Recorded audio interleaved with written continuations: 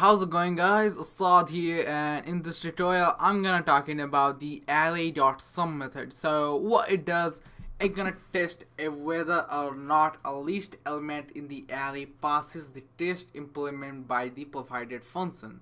So what we need to do is create an array, and then pass anything. You can pass a string, anything you want, but I'm gonna pass the 1 2 3 4 5 6 up to 6, and then after declaring that, just you need to do is hoisting using a hoisting function, the hoisting method. So function, and and pass as an argument as a element. There is another way to do it. I'm gonna get in the bit. So what we need to do is return the element, the given argument, %2 will return 0. That means it should be a even number, not 4. 0. So after that, what we're gonna do is log it in the console, and this is what we're gonna do is Array.sum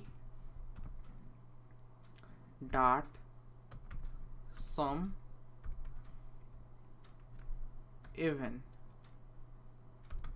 Pass the function inside it, and when we do that, it's gonna give there's that's 4, there will be 3, so true. This is what it does. So if any element pass the fall inside that cat area, it gonna returns the boolean. So if I remove some of them, like I'm gonna removing 2, 4 and 6, and now it's gonna say false. So this is what it does. And I'm talking about the passing inside. So if I make it as a function called even, I need to pass as that. So it will be tedious to do that. And there is another way too, which is sum dot even. So it will be I need to do this.